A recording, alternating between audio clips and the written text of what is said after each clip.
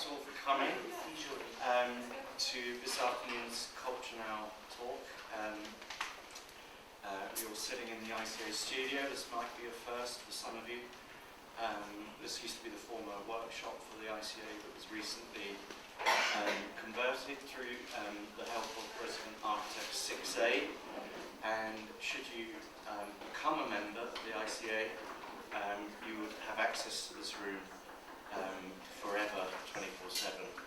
I'm sure that it is on offer to you as a member. It's also a room in which we keep various sort of elements of the archive. And you'll see around you pictures of Roman Penrose there, one of the founders of the ICA, with his line carbon, various images of how the ICA used to look. And we are always holding events up here, and they've turned out to be rather nice, so we thought we might move this Culture Now talk into this room instead of the cinema for a change. But first of all, I'd really like to welcome Haroon Mirza. Thank you for being here, and I'm here on short notice, given that sadly Sue Howard was unable to make it owing to family matters. But if anything, I'll hope not to get in the way and just sort of help you along. And we've got images to talk to. About, which obviously we're all looking forward to seeing. I just wanted to say first and foremost, many congratulations on your show in your contribution to Venice, for which you won the Silver Lion, and I was really intrigued to see. There's a clip of you on YouTube. I don't think you've seen it. It's not so awful. It's really quite charming because in a way, as you say. We're used to seeing these golden lions in the press. Right. This is a silver lion for a younger generation artist who's made a great contribution. And you said they look even rarer than the golden Well, there's less of them. Because there was four golden lions and one silver. So every year there's four, there's two Lifetime Achievement Awards, and one for the pavilion, one for the show, and then the silver. So it's kind of like, it's almost a rarity. It absolutely is. It's amazing. You got the rare one, and you got the silver line, which is really incredible. So really, huge congratulations there. I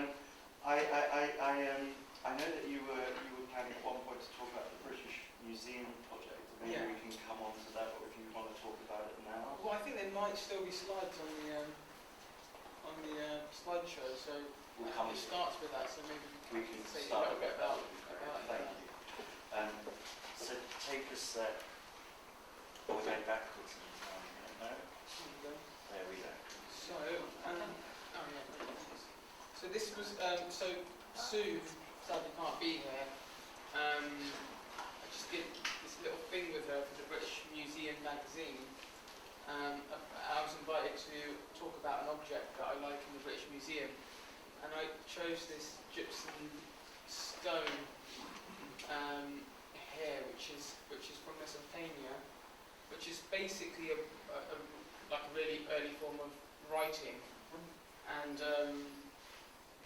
so this is kind of one of the first bits of text. It's actually a numerical instrument, and so that kind of denotes numbers. And I'm not entirely sure. Even the description's not really that great, but I'm not entirely sure how it was used, but Sue talks about it perhaps being used like a pocket calculator or something. So something, we have phones or remote controls now, and in those days they had these in their pockets.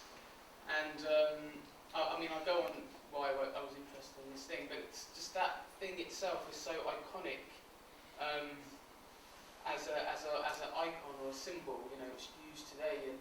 Like on Microsoft Word, it's the icon for bullet points. Oh yeah. And then I think on the next slide, it's there. But this is Angry Birds, and it's the same thing there. That's the menu button. So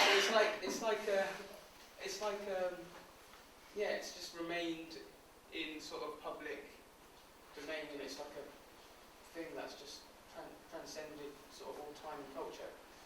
And I guess my real interest in it was this kind of moment where language emerged as a phonetic thing, and and this relates back to McLuhan and how he talks about language being a moment where visual space and acoustic space separate, and then text as well, syntax, and when writing happened, then visual space and acoustic space separated even more, so the senses sort of became isolated in a way. So before this moment, I presume that that hearing and seeing were kind of one perceptual mode. After this moment, they kind of separated. So I'm kind of interested in that as a sort of theoretical thing. So that's the story behind. And I guess Sue and I would have talked about this a bit more, but Yeah. I don't know if. But can you talk more about this separation, which is something which is very important to the history of sound in art, for instance, and you talk about acoustic space. Sure. Maybe that in itself is an umbrella term for the different areas of sound or music or noise. I mean, you're very, it seems to me, very keen on these separations to be distinct in your work. I think it's contrary actually. I think it's more about trying to forge the two sort of perceptual modes together. So it again is one perceptual mode rather than, because if we were able to perceive sound and vision as one thing before, then our bodies, unless they've evolved to a greater degree, must be able to do that still. Yeah. So it's this kind of how to kind of think about space. We talk about acoustic space being this spherical space that expands and expands from the moment there's a physical thing and it sort of omnidirectionally goes out in all directions and it goes through walls. So if you make a sound here, you can hear it on the other side of the wall. Whereas visual space isn't like that. It's direct. You can only see in front of you. You can't see behind you. You can't see behind a wall. You can only see what's in front of the wall. So there are distinctions between how that space is perceived and understood. But then, what if? But is that maybe that's just because of language and a way to rationalise the world? So if we didn't have this construct of language, which we can't get rid of it. But if we didn't, then what would that mean for perception? How did this inquiry start for you? Was there a moment when you were taking apart a record deck, or you were doing something that brought objects into an audio sculptural world? How did it occur? I guess I was interested in the subject probably, and I, reading essays by McLuhan and other sort of Schaefer and other people that were talking about noise and sound. And I was just, I was making objects that would represent these ideas, so I'd, just have a ball floating in space, which would be, or, suspended in space, which would be so many seconds of acoustic space, so it was like a representation of acoustic space, and it was more like it was like an inquiry, it was like trying to illustrate what I was interested in, but I've never really pinpointed exactly what it is that I'm interested in. So it kind of goes on and moves on, and then the work itself takes on its own sort of, it becomes this snowball of its own. It takes its own trajectory, I guess, picking things up along the way, and then it just gets wider and more complex, and the bigger it gets, the less I know. It's like the knowledge, the more knowledge you have, the more unknown there is. I mean, I'm assuming at one level, I go and take a walk around some kind of jumble sale or something, and I'm looking for bargains, as it were, and you might be looking for objects and how they might sound, or how they might play a role in a sculpture. So you're already at this moment looking at things completely differently to myself, sure. Yeah. I think there's two aspects. One is if the object if it's a structure, support structure for something that will create a sound, or if it's something that can create sound in itself, either through the properties that are latent in it, like a radio, has audio capabilities, or properties that are sort of hacked, or things that it's not supposed to do.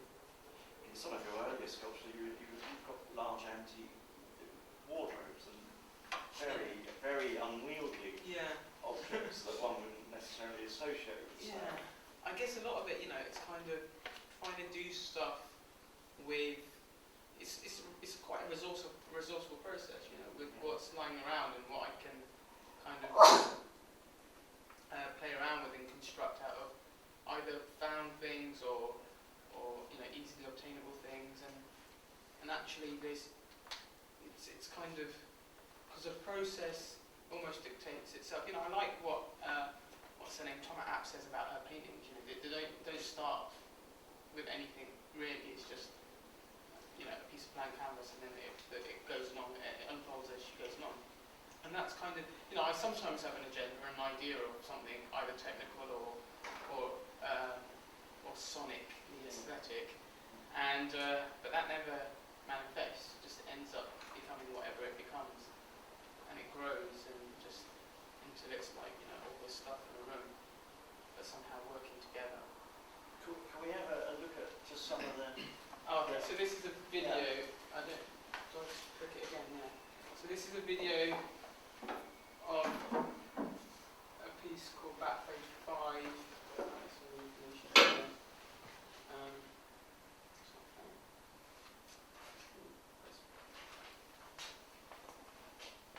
We'll talk about old and new technologies soon. Yeah, exactly. It's the old technology seems to kind of. It just needs to be clicked. Oh, that's the next slide. I think that might be a slide still. Yeah. Oh, really? Oh, that's odd.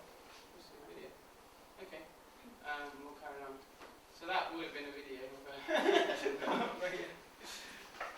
a piece that was based on Fred Sandback works that I found in the Listen archive. And I think I was going to present this work, show you guys this work, because it's the work that I made following this piece are kind of relate to this quite specifically. There's another, this is another shot of a different work that was on the same show. So it's more of there's like a minimal approach. There's this reduction in the materials in terms of furniture and objects, more so in this piece. In this piece, and then in this. But then the other thing was motifs that are appearing, like triangles. So this is a record that I made out of bits of sticky vinyl and stuff, which was on a record? No, it was on a turntable slip mat. And so this was kind of made to create this sort of rhythm, just a really basic rhythm. So using these forms, so the triangle just appeared in my work for this sort of reason in one occasion, and in another occasion, this part where this kind of cube goes into when a cube goes into a surface, if you make a cross section there, it also forms a equilateral triangle. And then there's also the soundproofing here. Can everyone hear? I'm conscious that I'm talking this way. So these kinds of motifs started appearing, and I was kind of like thinking, why, what's going on here? What is the significance of triangles and circles? And there's of course all kinds of historic and symbolic things that can go into it, from religious connotations to Masonic symbolism and all kinds of stuff. And then I was presented with this. So following that show, I was presented with. So this is the work from Venice. I was presented with Monika Sosnowska's Parapavilion and invited to make work inside her structure. And so when I was given the proposal, they asked me what space I would like to work in, and I chose this one because it was, I don't know why I chose this one and not this one actually, but looking back now, I maybe that would have been better. But anyway, this one, because it was almost a triangle, that's almost a triangle as well. And I spoke to her through the curators to perhaps make it into an equilateral triangle. She very kindly thought, yeah, brilliant. And the space was slightly adjusted to form an equilateral triangle, in which I made an installation. And then this triangle was kind of, so this was this installation. This is this lovely pavilion with the wallpaper, Venetian wallpaper, and then the installation was made in there. I mean, just to give this a bit more colour, it was a sound work in the middle of what is widely perceived to be a very crucial space in Venice Biennale. It's actually in the former Italian pavilion, as it were, and it's this top boxy room, and this is Monica Sosnowska who put this star-like structure of rooms in, and your work could be heard as soon as you walked into that. Yeah, and actually, when it was quiet, you could hear it if you were looking at the Tintoretto paintings.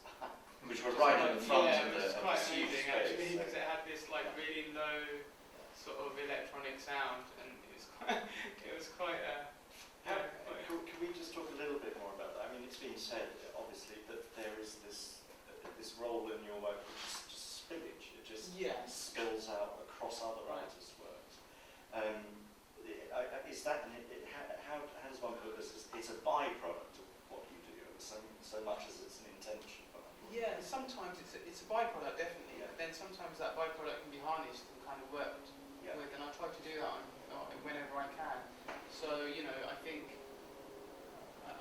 think putting David Goldblatt photographs in that space was really intentional, and that was a curatorial thing, not from me, because what it did to those photographs, the sound. These black and white photographs of South African scenes, incredible streets. Exactly, and just these stories of these horrific stories of these guys in South Africa, and what it did to those images was quite something. And I didn't know that that's what was going to happen, because I knew what I was doing, but I didn't necessarily know. I mean, I knew David Goldblatt's work, but not those specific pieces, and so that was quite good. But then going back to how to harness that.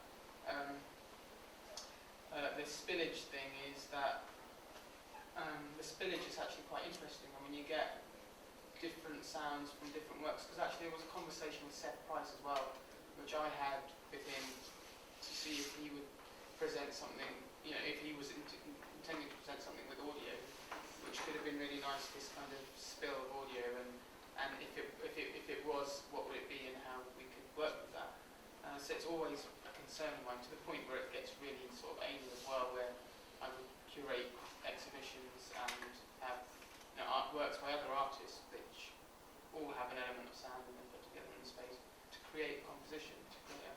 It's really fascinating to see that particular space. I mean, your work. I mean, if you can just loosely describe it as we're seeing a speaker face up with a glass vitrine over it, as it were, with this object gold moving nugget, up and down. So that's 9 grams of gold, which was so it's the same weight as a pound coin.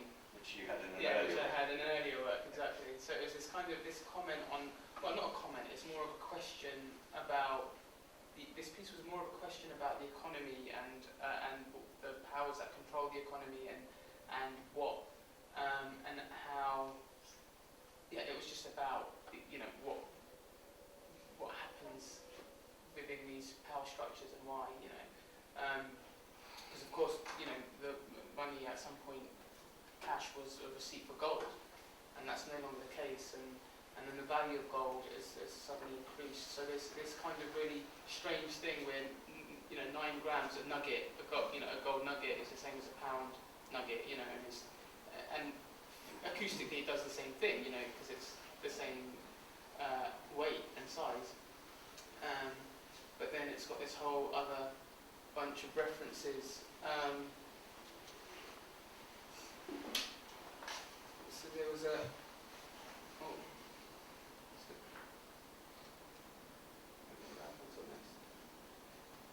so there's a film also in this. Can we go back on that? Oh, we just did. It's only going forward.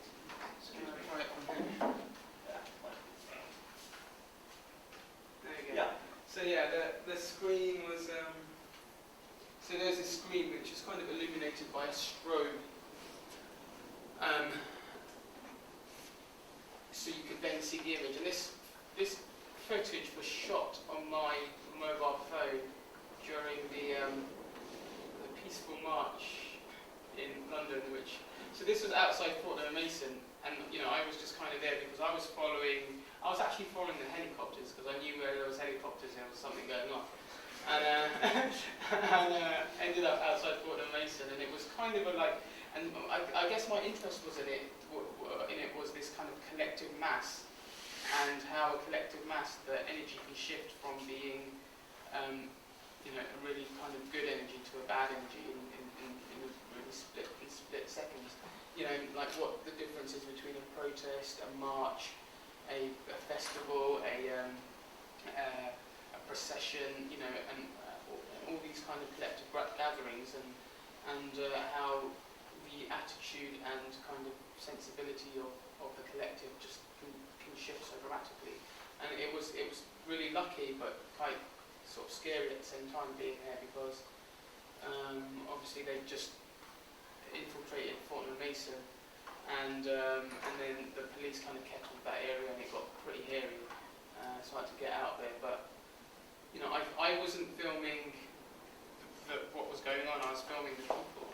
So the footage, I don't know if you can make that play. You might be able to make it play.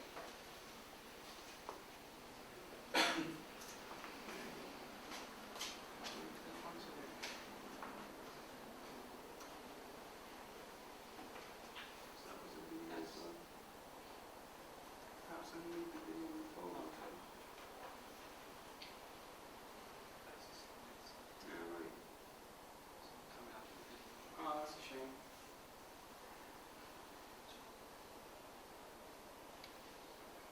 Okay, so there's it kind of goes through, and you just see the crowd, and they're kind of dancing because there was guys with sound systems there, and it kind of appears to be at that kind of a festival or something. And then there's this last moment in the footage where it swings around to Fortnum, you see Fortnum and Mason, and you realise it's Piccadilly, and there's something else going on, and then it kind of cuts out and loops again. So it has this, but then, and it's quite a subtle thing, before you might miss it. So you wouldn't really necessarily know. But are you interested in this footage that you took as a sound work in the piece? Yeah, the sound is, if you listen to the sound by itself, and that's why I brought you to the previous section, it's like being at Glastonbury. Particularly aggressive sound. It's not aggressive. It's like horns and people just like. Yeah. There was a bit of work that went into the sound actually, because the sound was taken.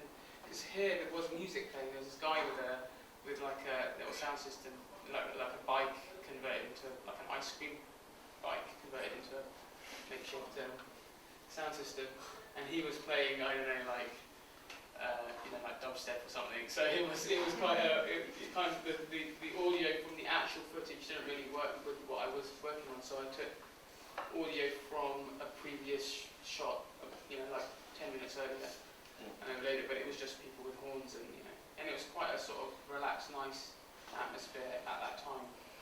But then it changed. And in 2008, you went to Pakistan, and this became as well an inspiration for you of sorts. Yeah. I mean, tell us more about the works that resulted from that period. Okay, so the works I guess it's a whole sort of lineage of work that came out of that trip, and I did some research into music in Islamic culture basically, and how and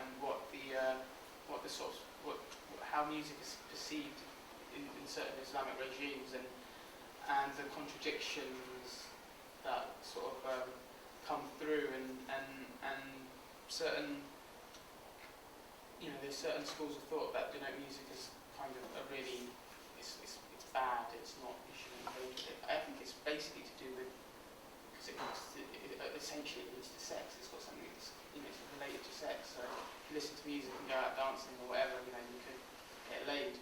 And I think that's the that's what they're frowning upon. And so it's kind of like, you know, it's like really, and like culturally, I remember when I was a kid, although my dad used to throw music parties, I was never encouraged to do music at school or art or anything like that. And also my granddad, great grandfather was a sort of an artisan as well. So, but he had this weird, mysterious life that wasn't kind of, it's kind of also frowned upon. So it was kind of almost this thing that was never encouraged. And then it's, you know, you see it in the culture as well, but then you've got this massive contradiction that music in Islamic culture is so embedded in everyday life that it's kind of, you know, and it becomes, and it's not like what music is in the West, because music in the West is an industry, but there it's actually just a part of the everyday, and it's. I mean, there is an industry there as well, of course, with Bollywood and stuff, and you know, in India and also in Pakistan. Actually, Pakistan have what's it called, Lollywood in Lahore, and it's so it's this, but it's this kind of contradiction. And there's Sufism, of course, which music is used as a means to get closer to God. So, I mean, if we just take a step back in terms of bringing these sounds into galleries and into gallery environments as part of your work, I mean, what are you looking at when you walk into a room to install your work, or even in creating it? What's your relationship to the building that you're showing me? I usually look at where the plug sockets are. Then I clap my hands to get the acoustics, you know, and that's funny, because I was speaking to someone, David Toop actually. I had a conversation with David Toop, and he was telling, and I said this to him, and he goes, that's what musicians do. You know, when musicians walk into a space, they always clap. And, you know, that's something that I've always just done, kind of, I wouldn't say innately, but that's, you know, I've always just done that when I walk into it, because you can actually tell, a lot about the reverberation of the room. You can tell the size of the space, you know, the kind of, what the, you know, I'm sure people that are more sort of attuned to it can probably tell what materials are under there, how many people are in the space, just from the vibration, the echoes, the reverberation. And so yeah, those are the things I look for. And also architectural features, because, you know, I think architecture, because most of my work ends up being site-specific to a degree, you know. It could be installed, you know, like this could be installed anywhere, but the previous piece, but you know, the other one could be installed anywhere, but it would change for the. Tell us a little. I mean, it's clearly a moment when there is talk of sound art in galleries, and I know that.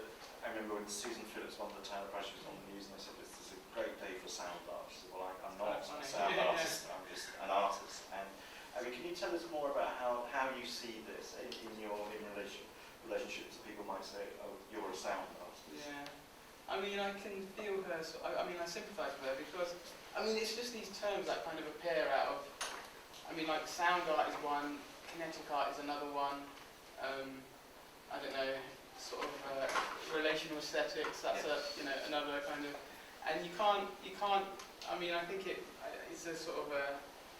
It comes. I think it's an art school thing, that it's a way of. You know, it filters through art school, then it comes out into sort of everyday conversations. I don't know, I mean, it's good and it's bad, it doesn't matter, but yeah, I don't think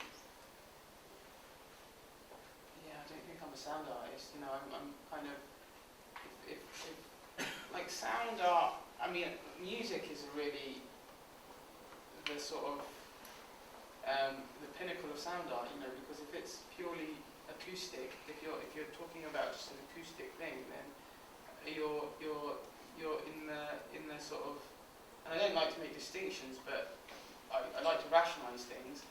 But you're in the kind of territory of music, you know. Objects are objects, you know. It's like whatever, you know. Sound art, kinetic art. I mean, I was also interested.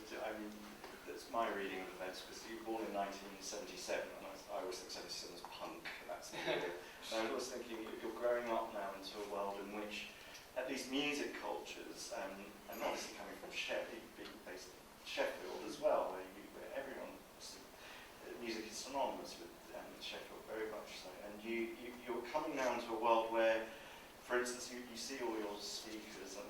tend to use older hi-fi equipment, I've noticed, which is sort of on the blink. It's ready to Yeah, go, and also you're seeing the music industry begin to, well, adapt or crash or do things that are unusual, given its importance based on even 10 years ago. I'm just wondering, how do you relate with this music culture that you grew up into? Yeah, the music culture is, I mean, as you say, it's changing so rapidly, and it's kind of like, it's hard to keep up with it. I mean, one of the things that I think comes out using older stuff is that old stuff, you can do more with it in terms of understand it. You know, you can understand it better because you have the knowledge base to do that. I don't necessarily know if I took apart a iPod, I wouldn't necessarily know what's going on in there. But if I take apart a transistor radio, I kind of know. I can work out what's happening. In 20 years' time, someone could easily take apart an iPod and know what's happening. It's just an education thing and a knowledge thing. And we also have like the internet, so all knowledge is there anyway. But also for instance, the transistor radio. One of the things that kind of reoccurs in my work that I've been fascinated with over the last 2 years, I'd say, is the interference that a energy-saving light bulb has on a transistor radio, and they're two technologies that shouldn't really coexist. And but when you bring them together, there's this kind of noise, which most people would kind of like get annoyed with it, but I think, there's something there. We can do something with this. And so old technology has this kind of inbuilt stuff that can be exploited and do things that it's never supposed to do. And I think that's kind of where it becomes interesting for me. And then that can be and it's the same, because usually, if energy-saving light bulbs and transistor radios kind of coexisted in terms of production, they would have thought, okay, that's a problem. So they, in mobile phones, the bit noise with the they've cut that out now. You can't. It doesn't really happen anymore because the mobile phone makers or the amplifier makers have decided that that's annoying. That's a nuisance. Noise comes from the word nuisance, and that's so they've stopped that from happening. But they never did it with transistor radios because they didn't need to. They're not made at the same time. I just wanted to ask you a question. Looking at your work throws back into light certain artists and the way they work. I was thinking very much about Bruce Nauman earlier today in terms of fantastic works that he's made, which hadn't become perhaps as high profile as others, but very early work where he's cast a reel-to-reel tape recorder and just a block of concrete. So all you see is a block of concrete and mysterious blood coming out of the concrete, so you can just sort of somehow plug in this block of concrete. There's you also don't see any of the... You don't see anything of the player. It's just in there somewhere. Also, he made a wonderful work with that amplified tree, amplifying a tree, which is where you build a heart next to a tree, drill a hole in the tree, and put a microphone buried in concrete in the hole in the tree, and a massive speaker system in the heart, so you could hear. He thought the tree growing, or sounds from within the tree.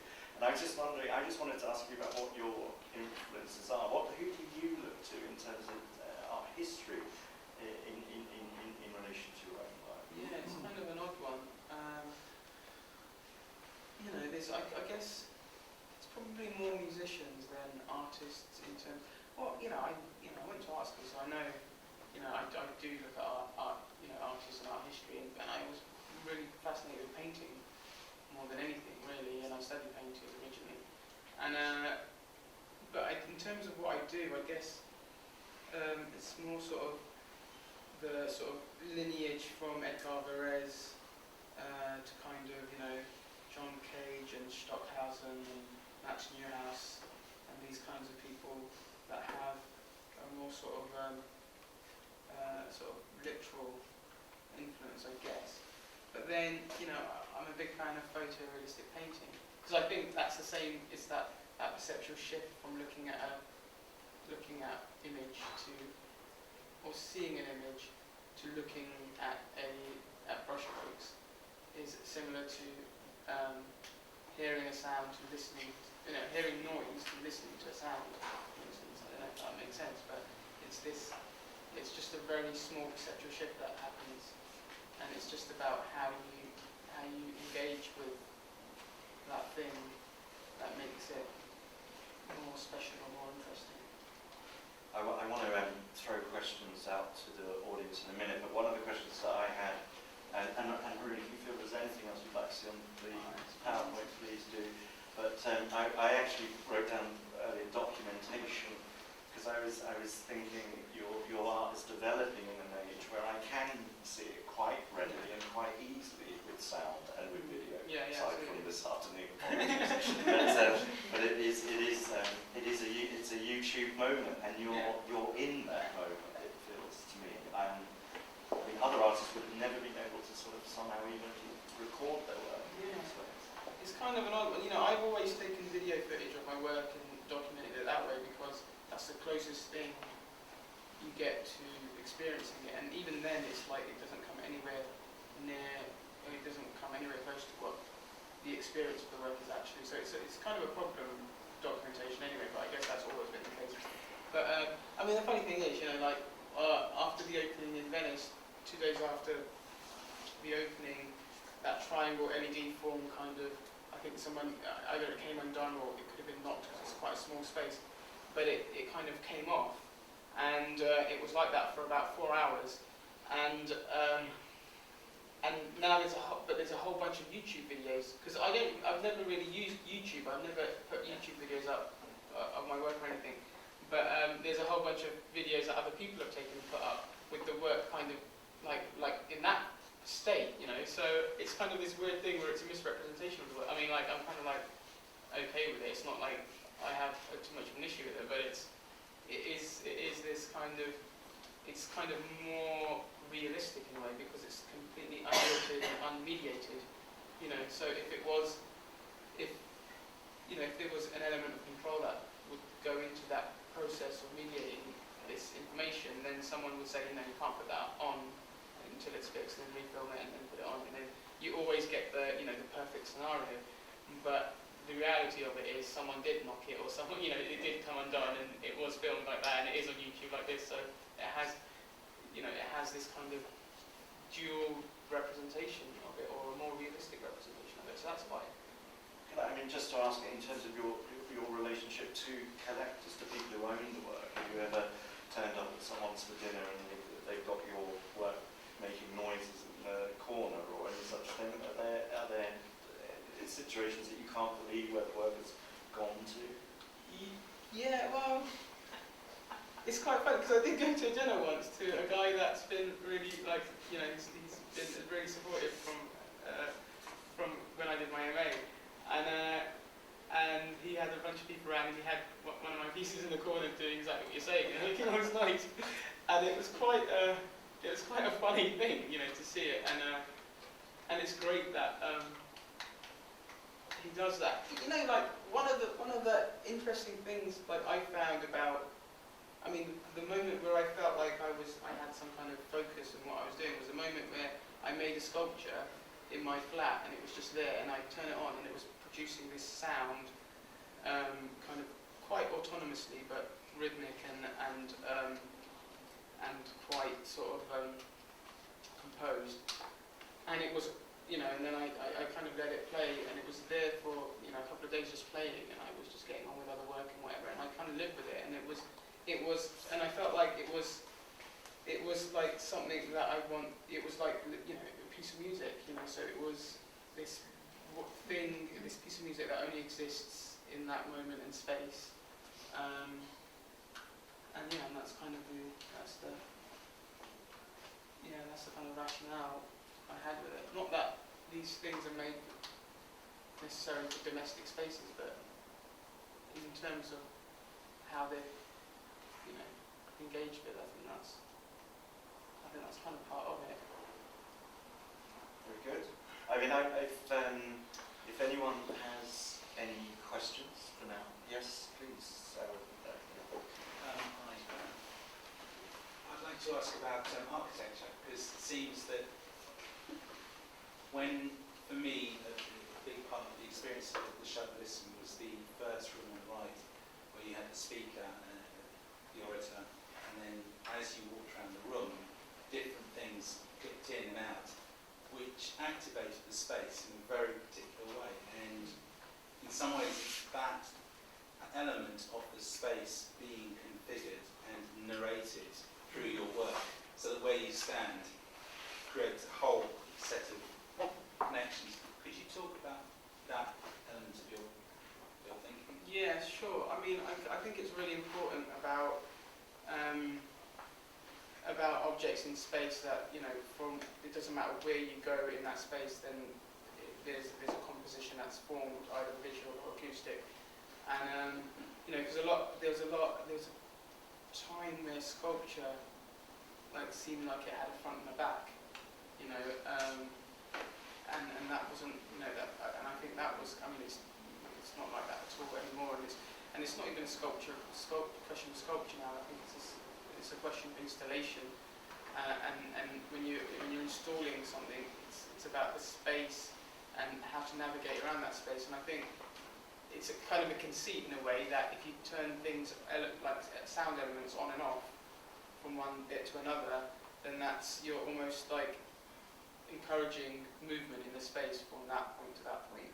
So I think it's, but then that comes out of a different process. It comes out of a completely different process, and that's just forming an acoustic composition. But then when that's in the space, then it takes on a whole new function about navigation in the space. And that's when it becomes an installation. And actually, you can only do that during installation. But but I think it's definitely something to think about in terms of how one encounters the work and navigates. It's a very interesting question in a way, because it's also about addressing all the various checks and balances of the work. And one element of your work, which we haven't necessarily discussed at length, is the sense that they're objects performing something. There's this performative nature to them. So the energy-saving light bulb is making a noise with the radio as it passes it on a turntable. There's lights going on, and the sound is related to the performer, the object performing its duty in a sense. But Sure. I mean, that's another another balance that you have I guess so. to work on. Yeah, there was this collaborative project that I did with actually Dave, who was here, and Laura Buckley, and that was called Stage Fright. And it was this, you know, it was kind of, I think that kind of came from the work performing rather than us, you know, and so there is this kind of performative, it is a performative element, but it's not people. Yeah. Sorry. I just wanted to know whether silence could exist in your work. Yeah, of course. There's silence in this piece. There's 18 seconds of silence. What I mean is that, in a way, you've got to be there, haven't you, to experience your work. So, whatever person's around, they're making noises as well. So, it's wondering how if that, has any. When you think of the silence, is it, how do you think of it? Well, I mean, silence is. I mean, what is silence firstly? Because there's never silence, So, unless you're in outer space, there's no air for the sound to travel in. For me, this was the closest thing to silence. This structure, which is an anechoic chamber, a completely soundproof room. So that structure actually absorbs. Yeah, it completely absorbs the sound. So, it's as silent as it can be, really. It could be more silent if I made a more substantial structure, but when you're in that space, your two of your senses are taken away. So your hearing and your sight, because it's completely dark. When the light's not on, it's completely dark and it's pitch black. And all you can hear is yourself, your own movements, and people that may be in the space. And even then, it's difficult to hear that because that gets absorbed instantly. So there's no reverberation in there, which is a really important part of it. And I had a bit of a to and froing with the Venice people because they were saying you can't get people to go in a dark, silent room and just standing there, So there's a bit of a, but the funny, but my whole argument was it's like a padded cell. No one can hurt themselves in it. This is all foam, so there was not going to be any accidents really. So it's a circular light which So illuminates and then suddenly goes Yes. off, just darkness. Yeah, it goes. So this light, which is on the ceiling, fades in over the period of 24 seconds, and as it fades in, one of the LEDs is connected to an amp, so you hear the amplification of the electricity passing through it, and it gets louder and louder, and then it just cuts out, and then you have this stuff left in your retina with dots from the LEDs, and you have and this weird, this. I mean, it's kind of an odd work because I've never made anything like this before. It was kind of not an experiment because I got to this point from a very sort of lengthy process. But I mean, it was experimental in the sense that I'd never done anything like this before. So I even surprised myself in terms of what it actually did, and the kind of environment that I created. It was a little bit. I still haven't really got my head around it and understood it fully. But yeah, the silence was a really important part of this piece.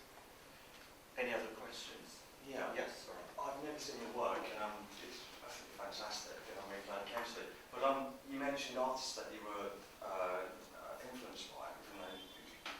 Have you ever, before, after art school, before your MA and afterwards, have you ever looked at the work of James Turrell?